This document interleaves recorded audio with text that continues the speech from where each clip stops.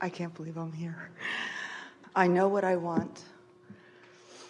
I know that every day there's somebody up there pointing it right at me. And sometimes I feel like it's right there. I'm going to be able to touch it tomorrow. But it doesn't come. And I say, that's okay. It'll come when it's ready to come. But let us give you something really, really, really, really good to know. What you really want can come now or within a few minutes. Because the reason that you want everything in a manifested form that you think you want is because you believe you will feel better in the having of that. So if you can just, for a little while, accept that since it's joy is the reason that you want it, you want it because you think it will feel better to have it. If you can believe us when we say you can find a way to feel better now, which means you're going to get what you want now. It's just that you want the means to it to be exactly as you've defined it. In other words, I want to be happy because of that path unfolding just that way. And we want you to stop nitpicking over how the happiness comes and just accept that you can find the happiness right now or within an hour or certainly within a day. And if you can be satisfied with the happiness that is here, which is the reason that you want everything, then all of the means to that end will show up for you. It's the means to the end thing. That's what's tripping you all up, you see. You want manifestations which you know are not going to happen instantaneously. It's like, let's say you're deeply in debt, and what you really want is a big pile of money. Well, there's a big difference between where you are in terms of the manifestation in your bank and where you want to be. If you could realize that you have the ability to find ease, you can find clarity right now while the money may be a little while in coming. You could find a feeling of peacefulness right now while the money may be a little while in coming. And what happens sometimes is that you've allowed yourself, and it's all right, to be out of balance long enough that there's enough momentum going that keeps what you want from coming, keeps it from actually manifesting.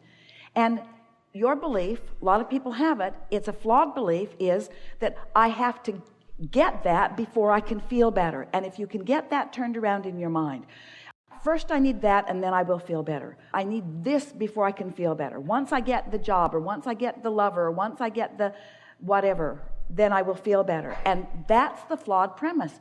If we can convince you that you can feel better anyway, you can feel better anyway, you can feel better anyway. And what puts you off on that is that you think, oh, Abraham, you just want us to feel better so that we can live with not having what we want. And we say, no, we want you to feel better because we know that that is the vibrational path to everything that you want. But what you really want is to feel better, but all of the details will fill in around it once you get there first. So you got to get to the feeling good first, you see. Did that make sense? You're all very quiet out there. We just told you the most important thing that you will ever hear from us or anyone. And you're thinking, yeah, Abraham, I hear you, but I want to get the money out of the vortex and into the bank. All right? I know I have been in the vortex. I have felt that feeling, and it's something that you can achieve again and again and again and again and again. Something I did, I can do again. Something that I liked, I can do it again. It's not difficult, I can do it again. But what I don't understand is I was not aware at the time that I was, like if I had the knowledge I have now, back then when I was in it, I wasn't aware that I was creating it when it happened. I felt... You know, it really doesn't matter what you didn't know before. It only matters what you know now. So what you're saying is, I didn't even know what I was doing, but I was vibrationally in balance, and I didn't even know it. I didn't even know that I was not offering resistance. I didn't even know. But now you know when you are and when you aren't. Now you know. But knowing how exhilarating that feeling is, and then feeling it such a gift. It was such a gift that every single day I was so appreciative of. Tracy is Esther's daughter, and one day, years ago, Tracy was in California. She had a job there. Jerry and Esther were in Texas, and Tracy used to try to make her way out to see them frequently, and she tried to time it when there was going to be an Abraham seminar because she liked that. So she called her mother one morning on her way to work, and she was upset, and she said, I really need to come and get my Abraham-Hicks, but I can't schedule it. I can't see a way to it. And Esther said, well, what's going on? And she said, I've lost my mojo. I'm not in alignment. I don't feel good. Things aren't turning out the way I'm used to them. I need to come and get my Abraham-Hicks. And Esther said, why? What is it about that? And Tracy said, I don't know. I just remember being in the audience and listening to Abraham, and I don't even remember what Abraham was saying. And I just had this feeling. I just wanted to jump to my feet and say, yes. I just felt, yes. And then Tracy said, oh, never mind. The feeling came back. All she had to do was remember. She wasn't that far away from it. All she had to do is remember what it felt like. You see, we think that we have you thinking more than is good for you. You want to think. You like the drama of things too. Do you remember feelings of satisfaction? Oh, yes. Esther, when she is looking for a feeling of satisfaction, she remembers being really little. She's not sure how old she was, out between the lilac trees with every blanket that she could bring from the house out there. Her mother was always looking for things, and they were usually between the lilac bushes out there. And Esther remembers just sitting there by herself for hours on end, enjoying being in that little place between the lilac bushes. And Esther can't remember what she was thinking. She just remembers how good it felt being there, how much she liked being there. She could hardly wait for the snow to thaw and the ground to be dry enough that she could drag the blankets out and get between the lilac bushes just to be. Now she thinks about being in the treehouse, or what it feels like to be in conversation with someone who's really easy to be with. You don't have to figure it all out. Just find some touchstone that always feels good to you when you think about it, and use it as your reason to feel good right now. Adjust your vibration by reaching for the feeling. I do that every day. I try to bring myself back to that. So what's up with this? What's this all about? What's all of this? I guess I feel that when I was in the vortex and things were going my way and things were happening so quickly, I don't understand where it went. And I know I did it. But do you understand the poison in that question? I don't understand what I'm doing wrong. I don't understand where it went. And we say, it didn't go anywhere. It's just being held off by that perspective, by that question that is rooted in something's wrong with something that I'm doing. And that feeling feels like self-doubt. It feels like confusion. So what you want to do is just find a thought that gives you a different feeling. Not find a thought that leads you to the solution. Find a thought that gives you a different feeling. So can you find some thoughts? Absolutely. So let's hear some of them. Just easy, nice and easy. Everyone's enjoying this because everybody gets this. Everybody understands what's going on. The feeling of having a wonderful family.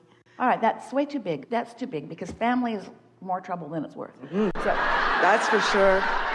So the feeling of belonging where I was. But now you're just stirring up more trouble. We want you to go more general, more emotional, more something that felt good to me. Something as silly as, oh man, I was at Papacito's restaurant the other day, and I had for the first time a shrimp appetizer that was wrapped in bacon and had some sort of cheese in the middle of it and a little jalapeno. And when I put it in my mouth, I thought I was going to die. It was so good. It was so good. And we only ordered two orders of them, and there were enough of us that we were sort of fighting over them. And our eyes were like rolling back in our head as we were eating these because it tasted so good. And it was so fun. It was so fun to fight over these little shrimp. It was really fun to fight over them. And one friend thought that they were all for her. And so she just sort of pulled it over there and started scarfing them. And the rest of us were sort of thinking, hey, we're sharing these. And we had so much fun. And she went to the bathroom. We all put shrimp tails in our mouth. We know that it sounds silly because here you are. You've come to learn to be the deliberate creator of your own reality. We know it should be really hard. It should be hard. There should be long lists of things to do in order to do it. I should be able to get my mind, my weak and limpy mind that's always focused in the wrong place. I should be able to wrestle it with the ground and make it focus upon things that are meaningful to me. And we say, no, that isn't it. That isn't it. All you got to do is find something that's soft and feels good to you. For a while, Esther just focused on her pillow. Just appreciation. My bed. Just find something. Find something. But in doing so, before you're going to be willing to do that, we have to convince you that that's the work to be done. Because you're so used to jumping through the hoops and trying so hard and being measured against others and getting it all right. And you've heard all of the stuff about right and wrong and the pros and cons of things. And your very worthiness and beingness is in question in your mind so much of the time. And we say, where do you get this stuff? You are the leading edge, and source energy is adoring you and flowing to you and offering you everything that you could possibly want or need in every moment. And all you got to do is just soften yourself enough to be the receiver of it, you see. Which means you just have to find a soft thought. You just have to stop beating up on yourself for a minute. Just stop feeling critical of what you're not getting done and using what you used to get done successfully. Stop using it as a club to beat yourself over the head about what you're not getting done. It's like saying, oh, I was so thin. I used to be so thin. I used to be so thin and not now. Don't use past successes to torment yourself now. Don't use anything to torment yourself. Use everything and anything that you can think of to soothe yourself. Tell the story the way it feels best to you. I'm a good person. I was born as a good person, and I remained a good person. And I'm loved. I'm worthy. And Source adores me. And Source is flowing to me. And I'm figuring this out. And I don't have to figure it out all at once. And things are all right. And it's getting better all the time. And it's just a matter of the way I feel. I like figuring this out. And I am figuring it out. There's just no big deal going on here. Nothing serious going on. Nothing serious going on. We can tell you, and we don't want to get too much in your head, but you will never put yourself in a position where Source withholds from you. You just put yourself in a position where you don't let it in. And we know that you know that that's what you're doing. Right. And you're almost frantically saying, I know I'm doing this, and right. How can I stop doing this? And we say, just by feeling around until it feels good and then noting. I felt relief in that thought. That thought felt better. Because it's always better to love yourself than to be mad at yourself. But you can't go cold turkey on loving yourself. If you've got momentum going where you're self-critical or critical of others, critical about anything, you're not going to all of a sudden just drop that. There's momentum going. But you can remember the shrimp that tasted good, and that's a respite. That's relief. You can remember something funny that happened. If you would just get together with friends and talk about the funniest things that you remember happening, your energy would shift. If you would just get hold of some television series, Esther watches Big Bang Theory. Every minute she can find. She's got them all recorded. And a really nice evening is just to look and see, oh, I've seen that one, erase. Oh, I've seen that one, erase. Oh, I haven't seen that one. In other words, makes her laugh. Brilliantly written, makes her laugh. Nothing serious going on, makes her laugh. Feels good to laugh. Change the world. Watch Big Bang Theory. Okay. Easier than you've been making it out to be, isn't it? Yes. Is finding a way to feel good when you don't feel good complicated? Sort of, kind of, a little, isn't it? Because you are where you are. So take a nap. Take a nap if you can. Meditate if you can.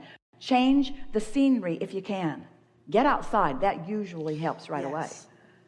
If you can find something like a furry critter to focus on, that almost always helps, because they know nothing serious is going on. They just look at you like, what's your problem, lady? I got nuts, I got a tree.